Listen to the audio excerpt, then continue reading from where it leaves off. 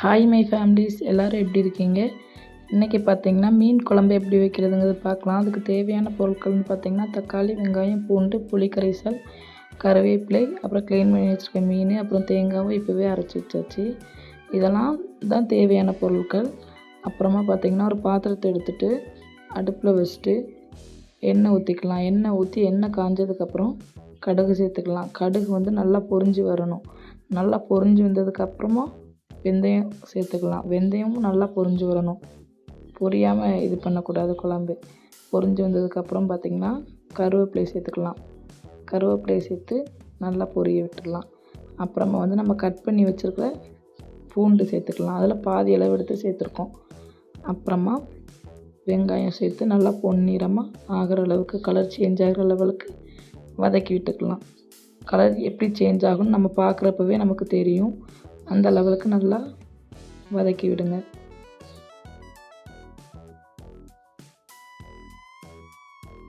எப்படியாச்சும் வாரத்துக்கு ஒரு 2 டைம்ஸ் வந்து மீன் சாப்பிடுங்க. அது வந்து ஹெல்த்துக்கு ரொம்பவே நல்லது. நம்ம வந்து அயில மீன் தான் வாங்கியிருக்கோம். இந்த குழம்பு தான் பண்ண போகிறேன். இது நல்லா கலர் சேஞ்ச் ஆகி வர்றது பார்க்குறப்ப நமக்கு தெரியுதா? இப்படி வர்ற மாதிரி நல்லா வதக்கி விட்டுக்கோங்க.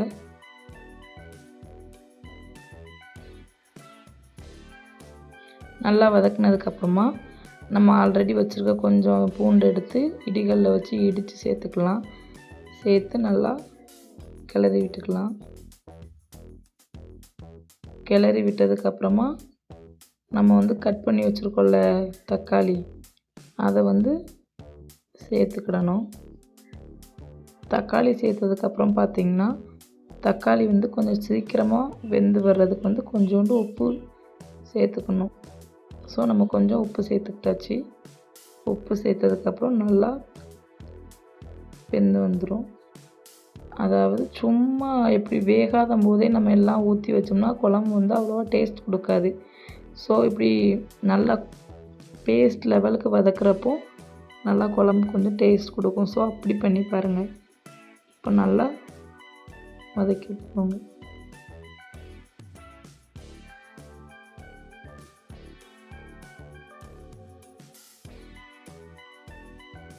இப்போ பார்த்திங்கன்னா உங்களுக்கு தெரியும் நல்லா வதங்கி வந்துருச்சு.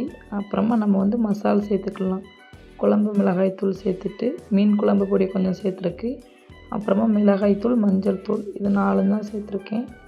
இது 4 சேர்த்து நல்லா கிளறி விட்டுட்டு தேங்காய் அரைச்சி வச்சுருக்கோமா அதோட புளி கரைசல் போட்டு கரைச்சி ஊற்றியாச்சு. அப்புறமா நமக்கு தேவையான அளவு உப்பு சேர்த்துக்கிடணும். அடுத்து நமக்கு எவ்வளோ தேவையோ அவ்வளோ தண்ணி வச்சுக்கோங்க. அப்புறமா இதை நல்லா கொதிக்க விட்டு எடுத்துக்கலாம். நல்லா கொதித்ததுக்கு அப்புறமா லாஸ்ட்டாக தான் நம்ம மீனை சேர்க்கணும். ஃபஸ்ட்டே சேர்க்கக்கூடாது.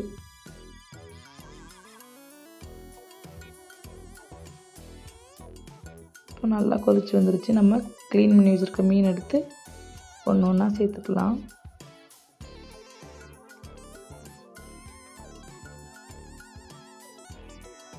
மீனை சேர்த்ததுக்கப்புறம் வந்து நீங்கள் வந்து அடுப்பை வந்து சிம்மில் வச்சுக்கோங்க. இல்லைனா மீன் வந்து குழஞ்சிரும் ஒரு மாதிரி.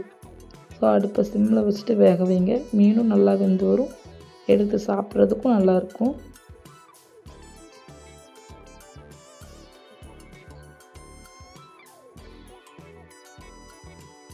லோ ஃப்ளேம்லேயே வச்சு நல்லா வேக விட்டு எடுத்துக்கலாம். எல்லோரும் நம்ம சேனலை வந்து சப்ஸ்கிரைப் பண்ணுங்கள், லைக் பண்ணுங்கள். இப்போ மீன் நல்லா வெந்து வந்துருச்சு. லாஸ்ட்டாக பார்த்திங்கன்னா குழம்பு ரெடி ஆகிட்டு, இப்போ ரெடி ஆனதுக்கப்புறம் லாஸ்ட்டாக கொத்தமல்லி தூவி நம்ம வந்து சாப்பிட்லாம். இப்போ சுவையான மீன் குழம்பு தயார். நீங்களும் இப்படி செஞ்சு சாப்பிட்டு பாருங்கள். டேஸ்ட் வேறு லெவலில் இருக்கும். நம்ம சேனலை வந்து சப்ஸ்கிரைப் பண்ணிக்கோங்க. தேங்க்யூ.